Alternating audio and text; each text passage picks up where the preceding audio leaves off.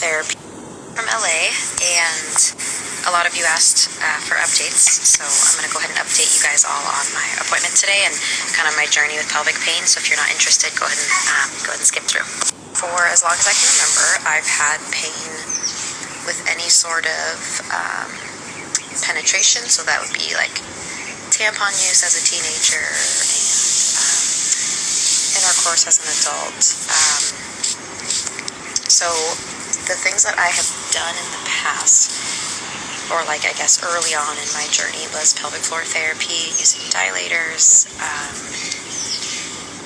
behavioral therapy, and none of that made a change. So my diagnosis at that point was vaginismus, which I agree with. I think that I had contracting pelvic floor muscles and a ton of tension in my pelvic floor, and the pain that I was having and the fear that I was having was just driving that pain cycle. So that was early on. And then from there, I'll just mention here also that I did 4 really decent, committed efforts with physical therapy, and it was always the same. It was like, well, you have tension, you need to address your tension, you need to address your tension.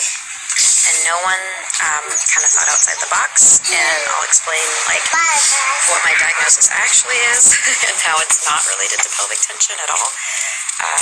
And so my experience with this is one of the big reasons why I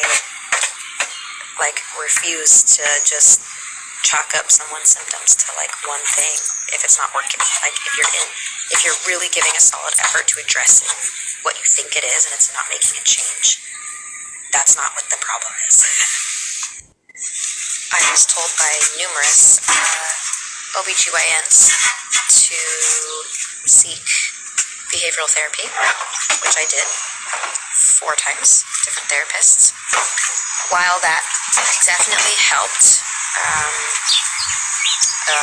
with the fear that was starting to be manifest in my body about all the pain that I was having, it didn't fix the pain at all. Okay, so it helped with the anxiety, it helped with my discomfort with who I was and what I was experiencing, but the pain did not change. I was told to just drink wine. I was told to just use more lube. I was told to just practice more foreplay. I was asked if my partner was caring. Wild. After grad school and after pursuing some more of the continued education to treat pelvic health and doing my own research, I finally felt like, okay, I think I'm getting a handle on what is going on. I think it might be this, but I'm not sure.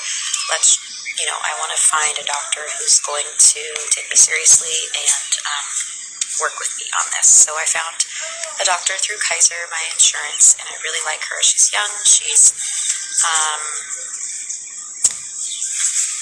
my gosh, my kid.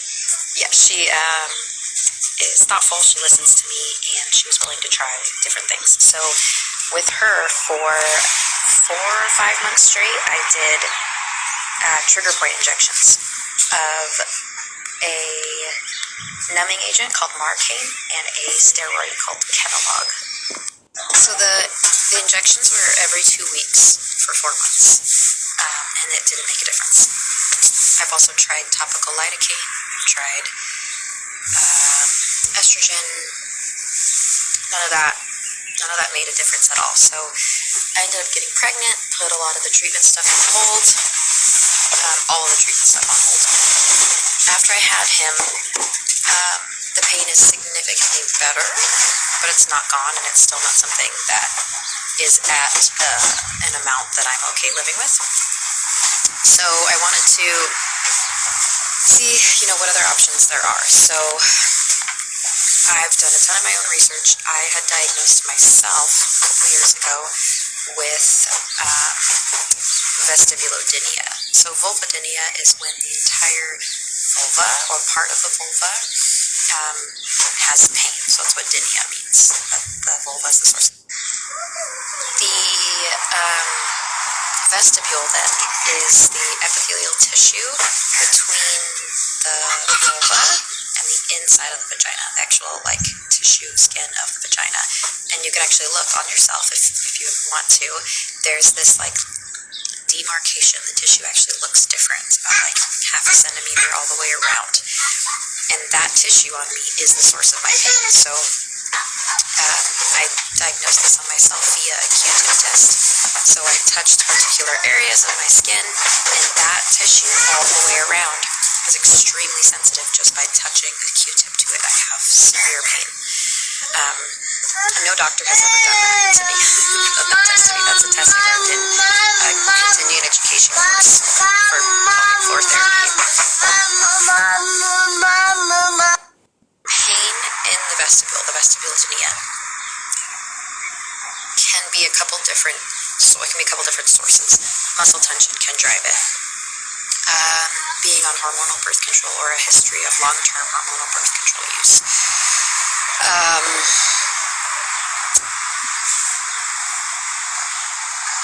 There's a couple other ones I'm not forgetting or not remembering.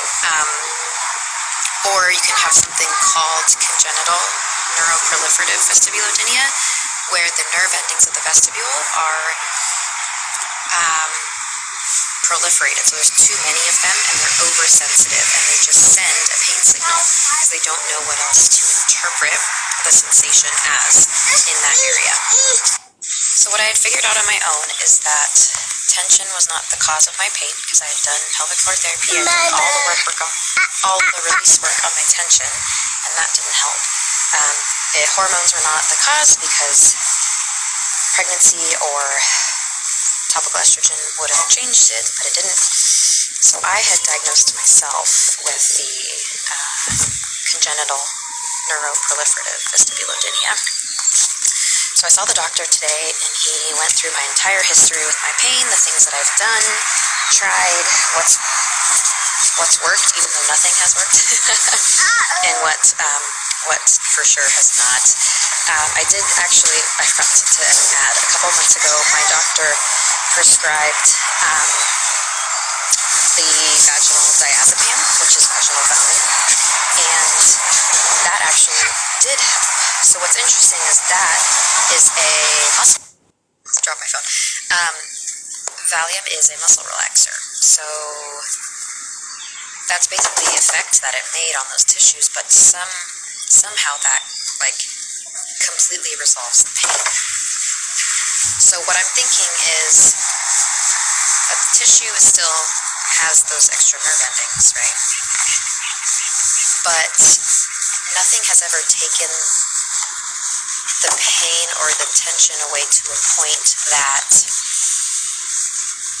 the pain was completely gone.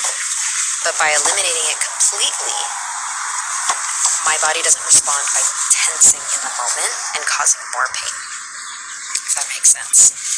This is kind of hard to wrap your mind around, especially if you don't work in medicine or don't know the things that I'm talking about. But hopefully that makes sense to you. So the doctor